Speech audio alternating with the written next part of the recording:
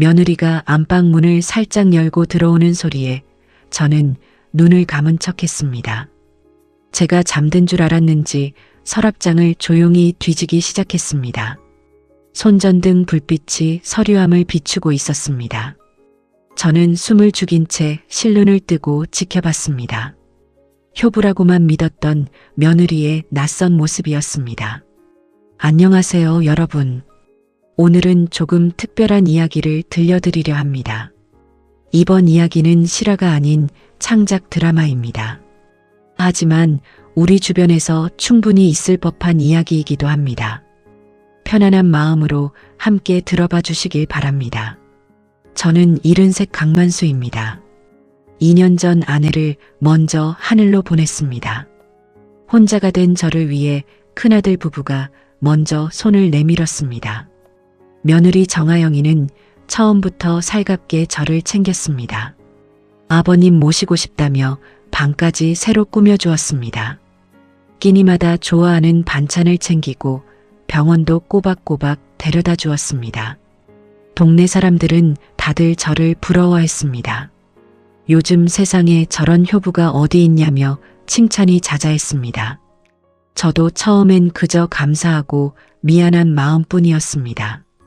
늙은 아버지를 이렇게까지 살펴주는 며느리가 고마웠습니다. 그런데 몇 달이 지나며 조금씩 이상한 낌새를 느끼기 시작했습니다. 며느리가 유독 제 재산 이야기를 자주 꺼냈습니다. 아버님 요즘 건강 안 좋으신데 통장 정리는 해두셨냐며 물었습니다. 병원 갈 때마다 은근슬쩍 유언장 이야기를 흘렸습니다. 처음엔 그저 걱정하는 마음이겠거니 넘겼습니다. 그러던 어느 날 밤이었습니다.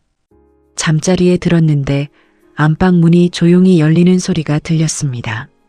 저는 눈을 감은 채 자는 척했습니다.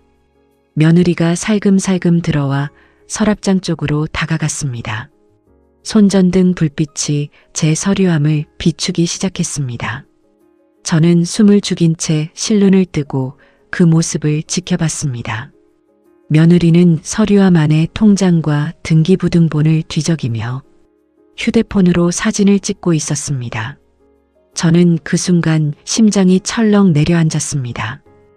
효부라고만 믿었던 며느리의 낯선 모습이었습니다. 이런 이야기를 여러분께 나누는 이유가 있습니다.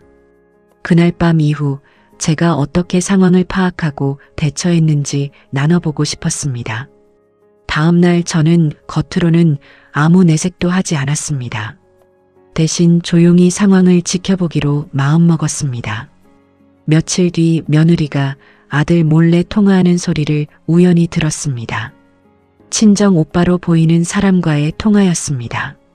아버님이 살아계신 동안 최대한 잘해드려서 나중에 재산을 저희 쪽으로 많이 돌리도록 하겠다는 내용이었습니다. 작은 아들네보다 유리한 입지를 만들어야 한다는 말도 나왔습니다. 저는 그 통화를 들으며 온몸에 소름이 돋았습니다. 그동안의 정성이 전부 계산된 행동이었다는 게 믿기지 않았습니다. 물론 며느리 마음속에 진심이 조금도 없었다고는 생각하지 않았습니다.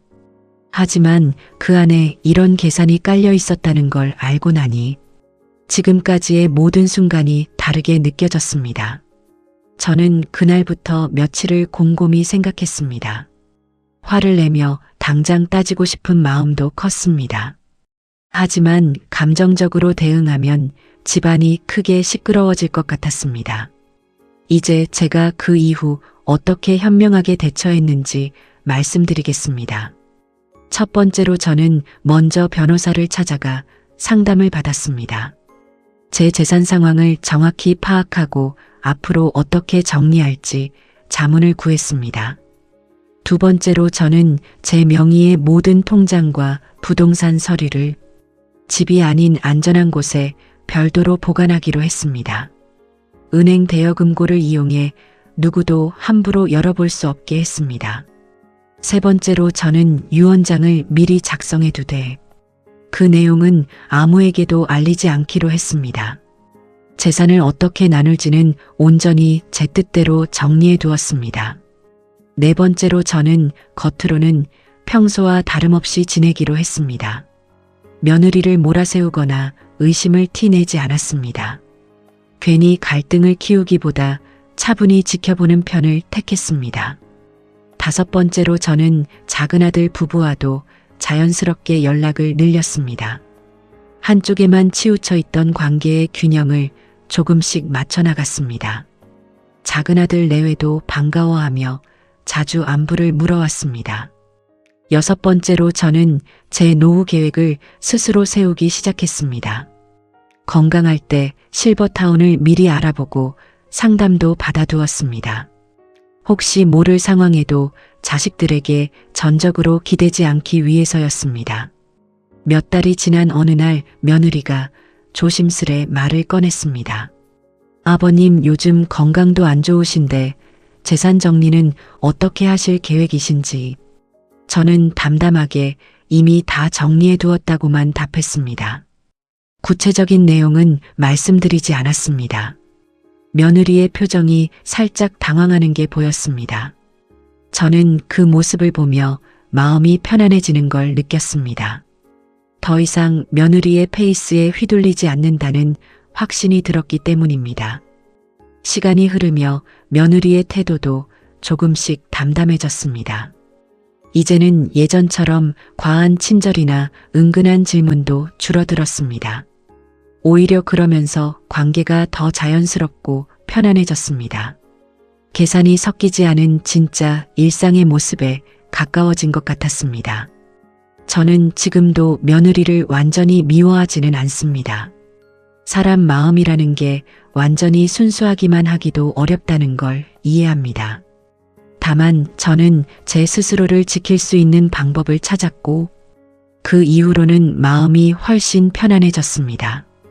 여러분은 혹시 이와 비슷한 상황을 겪어보신 적 있으신가요? 가족의 숨겨진 의도를 우연히 알게 된 경험이 있으신가요? 지금부터 이런 상황에서 도움이 될 만한 생각들을 정리해 드리겠습니다.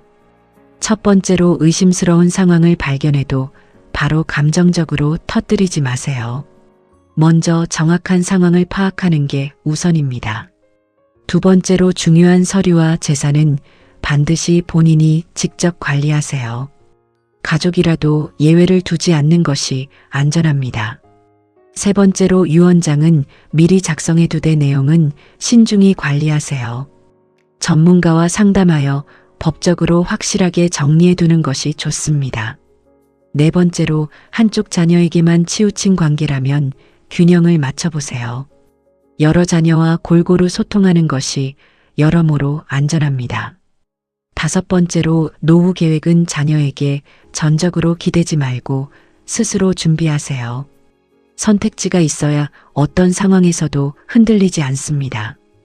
여섯 번째로 갈등을 키우기보다 담담하게 선을 지키는 태도를 유지하세요. 침착함이 결국 나를 지키는 가장 큰 힘이 됩니다. 이 이야기를 마무리하며 저는 이렇게 생각하게 됐습니다.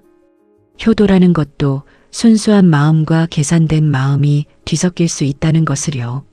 하지만 그 안에서도 스스로를 지키는 지혜는 꼭 필요하다는 걸 배웠습니다.